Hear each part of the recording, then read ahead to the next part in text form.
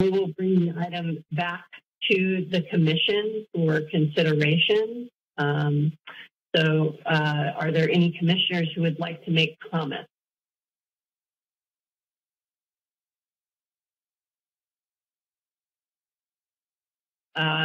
Commissioner Schifrin. Yes, thank you. I've really struggled with this issue. I think it raises a whole host of concerns, many of which have been presented tonight. I have process concerns as well as substance concerns with the permits before us. I am concerned whether the coastal and design permits are properly before us, and approving permits to carry out an ordinance in the coastal zone that hasn't been approved by the Coastal Commission. I don't think that's the way it's done in the county, and it just seems strange to do that. But since staff and the city attorney have assured us, at least I've heard that they've assured us, that this approach is legal and approved by Coastal Commission staff, I guess that's the way it is. I also have concerns about the difference between an ordinance and the permit. Normally, the permit carries out an ordinance. And here, it's unclear how much the provisions of the permit are also just the provisions of the ordinance. And from my perspective, it's important to understand the difference between an ordinance and a permit. The ordinance is a law. It contains the regulations that apply, and permits generally implement the law. That's mostly what we do at the Planning Commission when we look at projects that come forward that need various permits. It's a question of our job is whether they, to the extent we have a job anymore, do they adequately conform to the city's general plan and zoning ordinance? So it's just a little unusual, I guess, what's happening here in terms of the relationship between the ordinance and the permit. I think it's important to emphasize that what is before us today is not the ordinance. It is the permits that are carrying out the ordinance. And since the council has adopted the ordinance, that's not before us. And concerns about the council's motivation or whether the ordinance is being adequately carried out, I don't know whether that's really properly before us. I don't think it really is. Whether we agree with the provisions of the ordinance or not, our job is to determine whether the permits implement the ordinance consistent with its provisions, the general plan, and the zoning ordinance. I think there's a final process concern I have, and it's kind of the tricky situation where the city is both the regulator and the applicant. That's always a little bit difficult in terms of the whole issue of is the city biased in its own on its own behalf. And I think it's important that as a commission we exercise our independent judgment in whatever decision we make. So those are kind of my process concerns. I understand that we can move forward, and I'm willing to move forward. So I want to talk a little bit about the substance, because I think this is really where we've really heard a lot of the testimony tonight is around is the ordinance and the permits criminalizing behavior. What is the safe parking program all about? Let me first say that from my perspective, the overall objective of the ordinance seems to me to be to strike a balance between the rights of people living in fixed housing and the rights of people living in oversized vehicles. And residents living in fixed housing have a right to safe and peaceful neighborhoods. And I don't think public streets are appropriate locations for permanent housing. And oversized vehicles really kind of function as permanent housing. So I have a problem with that notion that somehow people can park their oversized vehicles on the street forever, and that's fine because they need to. On the other hand, people living in oversized vehicles have a right to safe, undisturbed places to sleep. And so that's where I see the ordinance and the theory of the ordinance, the theory of the permit, is to strike this balance and provide for improvement to neighborhood situations, but also to assure that people have the right to have a safe place to sleep. I think the ordinance in trying to balance these rights by requiring residents of fixed housing to obtain permits and only for limited periods if they want to park there or they're just oversized vehicles on the street is legitimate. I think prohibiting other oversized vehicles to park on city streets overnight is legitimate, but only if there are safe parking spaces available to them as an alternative. And I think that, for me, that's the crux of the matter, is a lot of the testimony, at least as I understand it, is kind of based on the notion that there are places for people to go, and under this ordinance and these permits, the people who don't have a place to go will be ticketed and forced to move. So I think the objectives of the ordinance are reasonable, and I can support them. Unfortunately, though, I don't think the conditions of approval for the permits adequately carry out these intentions. While a safe parking program is identified, it isn't clearly required. While enforcement of the oversized vehicle parking prohibitions is related to the availability of safe parking places, it isn't clear who can participate in the program. The ordinance speaks to participating in the safe parking programs, but never really defines what this entails. What does it mean for participants to register? What are the eligibility requirements? There are no details provided or required, it seems, outlining how the safe parking program is going to work. Overall, then, I don't think the permits do not provide the assurance that people without fixed housing will only be prohibited from parking their oversized vehicles on city streets overnight if they have a safe parking space available to them. And to my mind, that's what the permits need to provide. So, despite my concerns regarding the process and with the way the permits are before us, I am willing to support the permit, but only if some significant changes are made to the conditions of approval, because that's where we as a commission have the ability to condition the implementation of the permits to assure that the requirements or the intention of the ordinance is carried out. At the appropriate time, I want to make a motion to do this.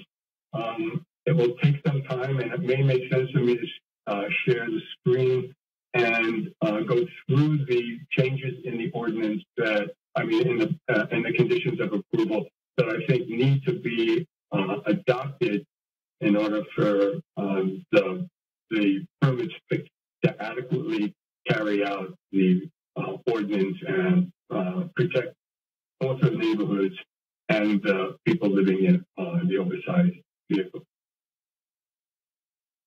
Okay. But I don't want to cut off other commissioners' comments.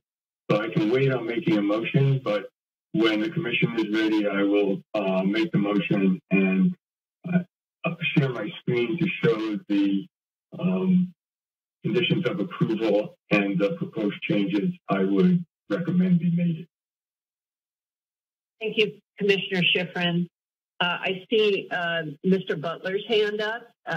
So let's go ahead and hear from Mr. Butler, and then we'll bring it back to the commission for any additional comments before we swing back to Commissioner Schifrin. Mr. Butler. Thank you, Chair Dawson, and thank you, Commissioner Schifrin, for that very well thought out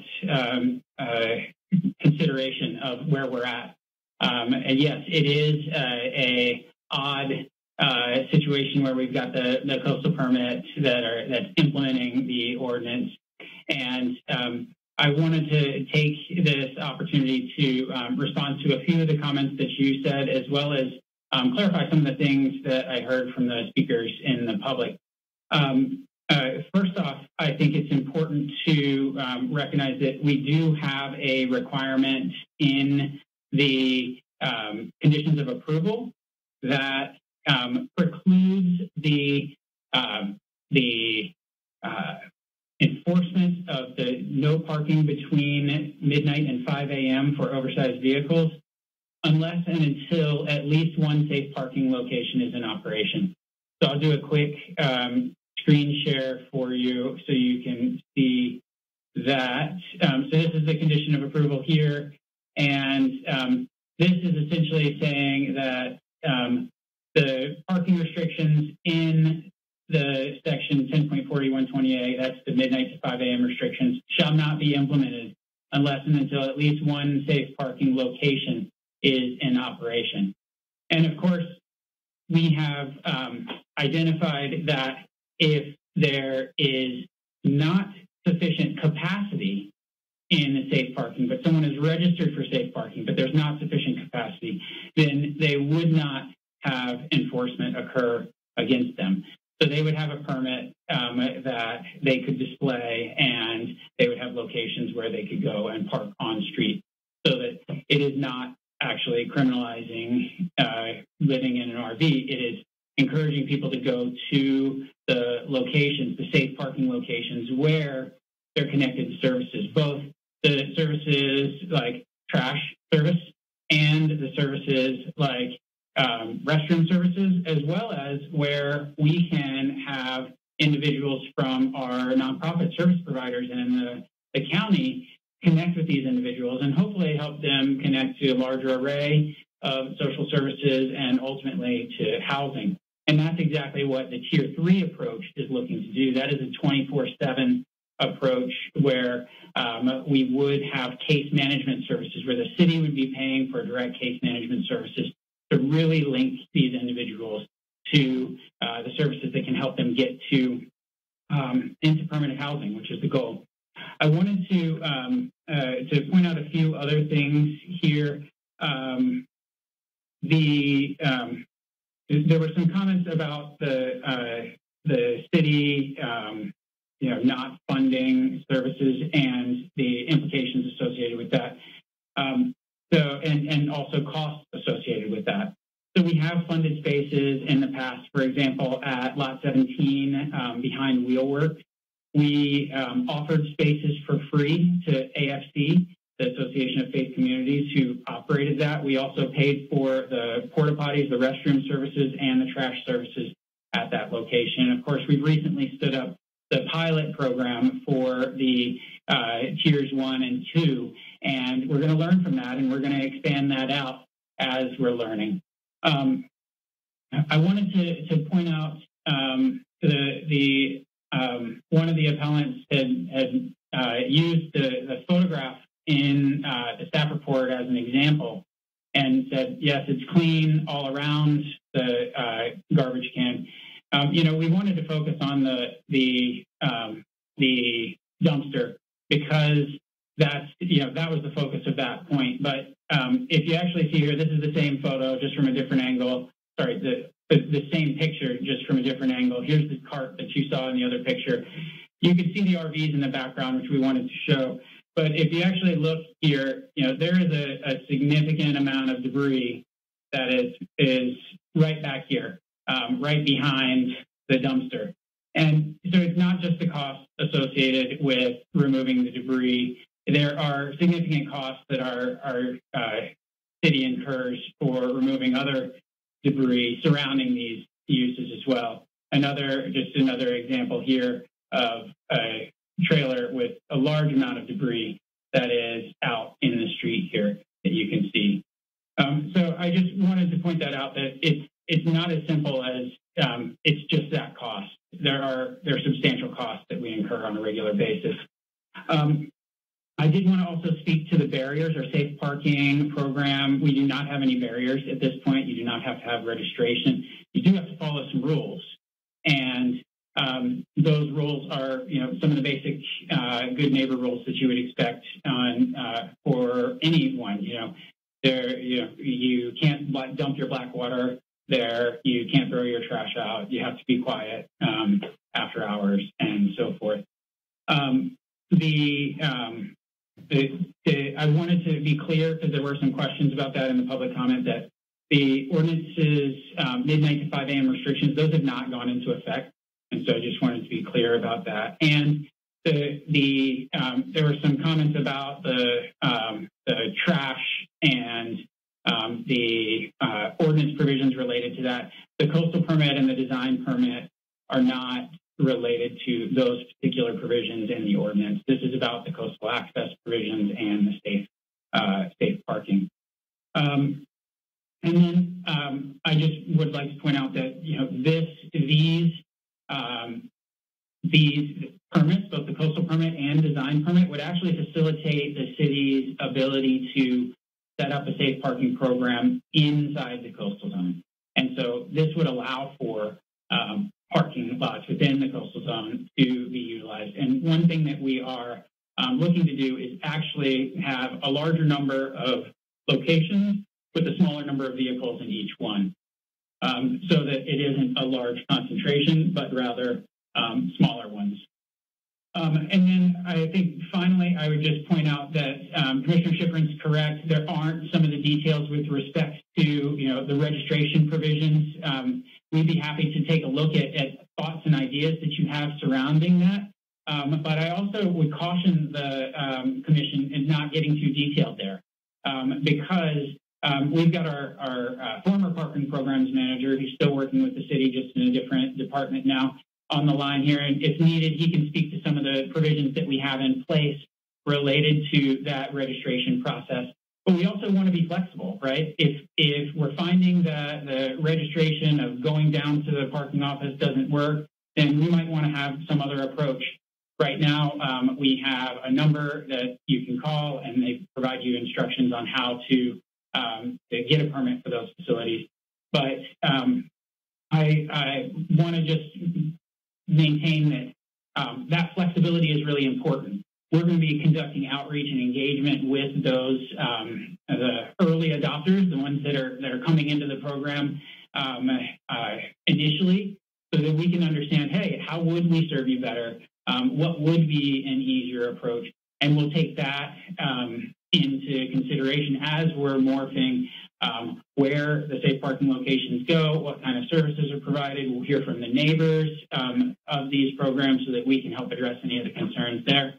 And I think that's it. That's a lot. Sorry for taking. I heard a lot of things that were worth, I felt, responding to. Okay, thank you. So we'll bring it back to commissioners for any comments, and then we can go ahead and consider a motion and then have discussion about that if we would like. So anybody like to comment before we entertain a motion, and then we would have discussion about that motion? Okay, looks like maybe we'll go ahead and go back to Commissioner Schifrin. Oh, I'm sorry, Julie. You have books, and your hand color is exactly the same color as the book. I always miss it, so apologies. Commissioner Conway, go ahead. Yeah, thank you. And I don't want to take a lot of time, and I'm looking forward to hearing Commissioner Schifrin's ideas about tightening this up. I do want to thank the community members who are providing input. It is a very difficult process to create a safe parking program. And there's been a lot of people involved in trying to find a reasonable way to thread the needle. This attempt is trying to do a whole lot of things. I felt like I appreciated the feedback and the attention that people were paying to this matter, but I felt like lots of what was missed was that this actually is an attempt to move this forward and to create some safe parameters. I have some really big concerns about it also, however, and mostly that it really does need to be low barrier. It needs to not cost, and including the hidden costs, of forcing people to drive somewhere in order to get registered. There needs to be plenty of spaces. I think that there is some work that we can do to move this forward. I guess we're not really addressing the appeals at this time. I guess I'd rather really talk about how can we make this better? How can we move this forward? Because we clearly have a big problem. And I don't think any of us, I can't speak for anybody but myself, but I'm certainly interested in finding a way to support people who are living in their vehicles, which is an incredibly important ability. People who have vehicles are safer than being on the street. And I think we can stand up programs that will allow them to be safer and unharassed and have access to just the simple services of living, which I know that the city program is trying to do, and also make sure that people are safe. So I really look forward to further discussion to try to meet those goals. Thank you, Commissioner Conway. Okay, why don't we go ahead and go back to Commissioner Schifrin, and if you'd like to share your screen, I would go ahead and entertain a motion, and if we get a second, then we can go ahead and have more discussion about it. Okay, but first, I did want to respond to Mr. Butler, because I think he did clearly express the intention, which I agree with, of what this program is all about. But as part of that, I think he raised some of the issues that are of concern, which I feel that, and sometimes you're so close to something, you don't really sort of see its limits. And I think that's really my intent, is in proposing these revisions to the conditions of approval, is to really make sure that the intent of the motion is carried, or the intent of the ordinance is carried out. And let me just say, in terms of one of the issues he raised, is a very common issue in the land of regulation, which is, do you want flexibility or do you want certainty? And the regulators tend to want flexibility. The recipients tend to want certainty. And I think with this issue, we have, as we've seen with the testimony, a good deal of distrust of the city and what its intentions are, what it's actually doing, what its representatives are doing. And in that kind of situation, I think it's better to have certainty, to have more certainty and less flexibility. The conditions of approval allow the city manager to make changes. And I think from my perspective, it's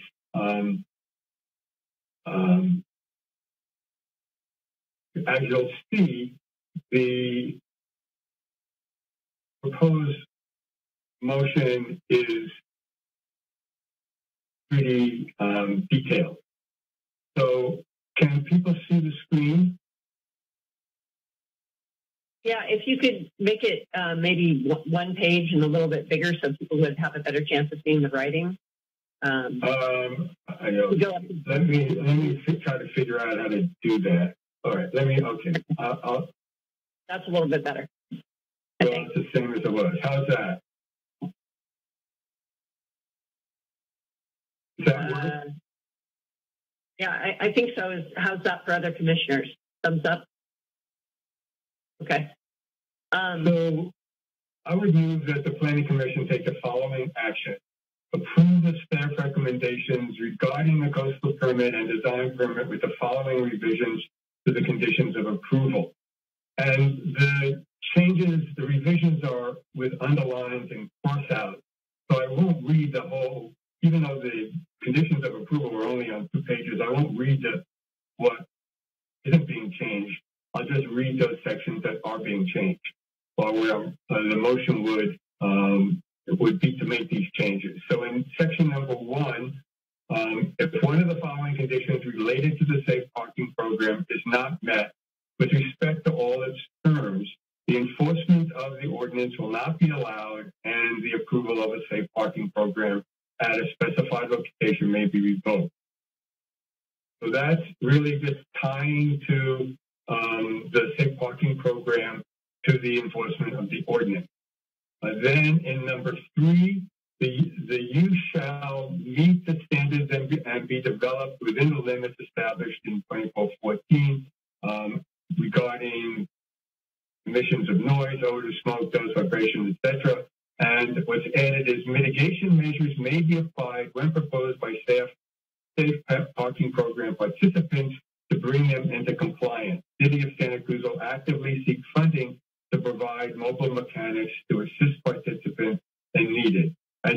So again, this is speaking to services and responses in terms of trying to assist the clients in in participating in the program. The major provision of the condition of approval is this condition for the safe parking program. And I didn't think it was very clearly written. So I'm proposing that it be rewritten to say a safe parking program as described in section 1040-120M of the Vehicle and Traffic section of the Municipal Code shall be implemented by the city and remain in effect for the life of the permit. So this really is saying, in order to have the permit, you need to have a safe parking program. Site location shall be in the city of Santa Cruz and will include basic sanitation services at a minimum, portable toilet, hand washing stations, trash containers, and detailed information will be provided with an up-to-date list of options for sanitation and black water dumping. City of Santa Cruz will actively seek funding to provide vouchers for black water dumping and fuel to offset costs for relocation and waste management for participants in the safe parking program. And so again, requiring not just the intention to provide services, but really putting that services be provided. Then gives off-street locations, changing the hours from 8 p.m. to 6 p.m. to 8 a.m. And then again, 6 p.m. to 8 a.m. And then under 4, there will be no cost to participants in the safe parking program. That's in the conditions.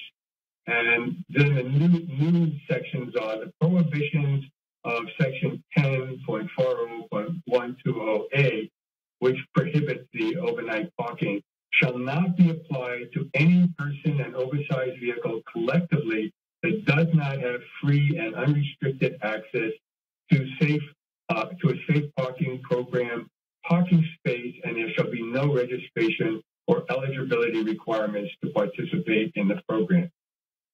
It was very confusing. There was no description of what, there was a reference to registration. There was no description of what the registration would entail, what kind of eligibility would be required. And I think if it's going to be available to people living in their oversized vehicles, it needs to be without barriers. And I think others have talked about it being without barriers. And then there's an added condition, an operations and management plan for the safe parking program shall be approved by the zoning administrator within 3 months from the effective date of the permit and shall contain the following. So as other kind of uses to carry out projects, there needs to be a management plan that's available, that's approved by the ZA, and that's available to the public so that there are details of how the program is going to operate. And it's not simply decisions at the staff level that, for all the best intentions in the world, may not be clear to people. Procedures for informing law enforcement. So the provisions of part of the plan would include procedures for informing law enforcement personnel in real time of the availability of safe parking program parking spaces, and this procedure shall be in place prior to enforcement of the ordinance. There should be procedures to ensure that potential participants of the safe parking program will confront no barriers barriers to their participation, and there should be details regarding the funding and management of the safe parking program. I think these are all things that we've heard that the city is intending to do, but I think it's legitimate given the importance of the program and the controversy around the program that they all be made very clear. The parking restrictions contained in, again, the prohibition shall not be implemented until and unless a safe parking space is available. If all available safe parking spaces are filled, the non-permit parking restriction shall not be enforced. I think this is sort of critical in terms of the good intention of the city, because as Mr. Butler said, the ordinance says the enforcement can't occur unless there is at least one safe parking space. Well, that I think is insufficient. There needs to be a nexus between the availability of spaces and the enforcement of the ordinance. Otherwise, there are going to be people who it's enforced against where there may not be enough spaces, which, according to the testimony, is not that unlikely. If a vehicle cannot relocate to a safe parking location due to a mechanical issue, of a lack of fuel, of physical, mental, or emotional difficulties of the vehicle operator that prevent safe operation of the vehicle, the parking restrictions will not be enforced for up to 72 hours, and the right to sleep at the current location will be observed.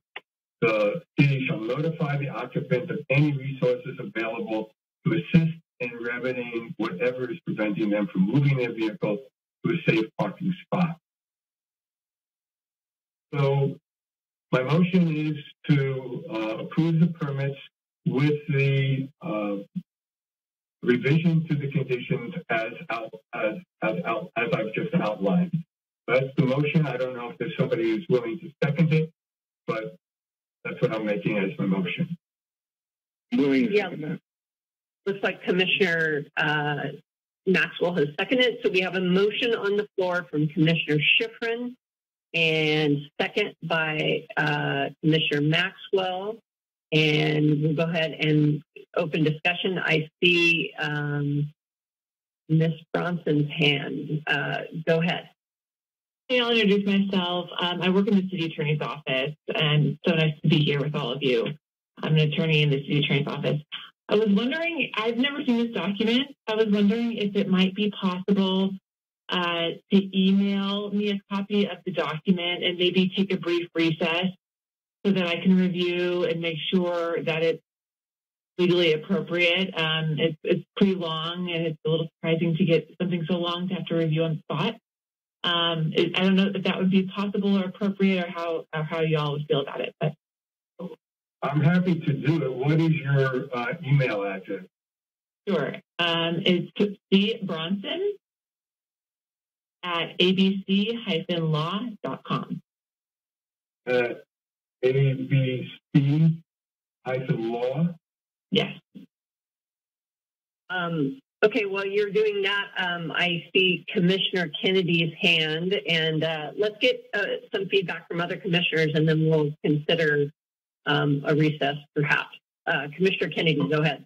Well, can we get it by email too? It's the first time I've seen it as well, so I'm feeling kind of like I need to digest it a bit. Yeah, so I guess I want to ask, is this the first time staff has seen that at all? Well, I have been told by staff, well, there are two problems with not being able to send my thoughts to people before the meeting, or even at the start of the meeting.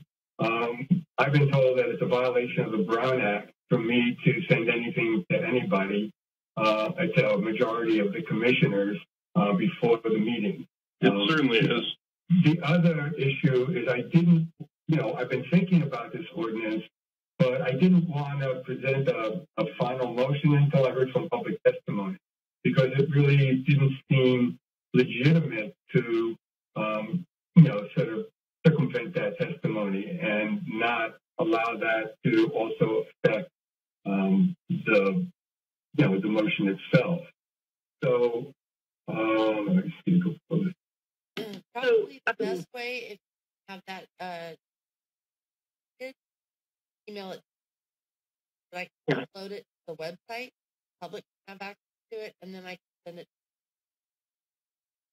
Can we go ahead and do that? Okay, so I've sent it to the attorney and to you, Tess, and let me know if you get it. And so, just to be clear, we and I might need a little direction from staff here. So we have a motion and a second on the floor. I think there's also the potential to continue the item if we're going to need more time to consider it. And then there's also the potential for us to take a 15-minute recess. So is that something commissioners would support? It looks like it's about 9:09, 9:10 now. We could take a 15-minute recess. Am I seeing nods mostly from commissioners? Would that? I would prefer to act on it tonight if possible. Okay. I don't know whether the attorney has received my email and whether Tess has received the email. I want to make sure you've gotten it. Okay, she's gotten it. That means got it. probably that. And Tess will. Tess, how long would it take for you to get it up on the website for folks to be able to look at it as well, the public be able to look at it? Moments. Okay, moments. Okay, so why don't we go ahead and it is 9:10 by my watch. Why don't we go ahead and take a recess and we will return at 9:25. So we will go into recess. Let me go ahead and call in Commissioner Greenberg before we go into recess. Go ahead, Commissioner Greenberg. You have your hand up. Thank you, Chair Dawson. I was just curious. So we would go into recess, and then we all would have a chance to review this. And you're saying the public would have a chance to review this, and there would be additional comment, or what do you? Yeah. Yeah, I don't think that we would reopen. I don't think there's a requirement to reopen the public hearing. Staff would since the public hearing is closed, it would just go back to the commission to act on the motion. Is that correct? Yes, that's correct. Okay, great. So I think it is important though that the public can at least view what we're acting on. So again, this is what we have been in consideration for this meeting, right? To issue the permits or to not issue the permit. And this is the condition of approval associated with that action.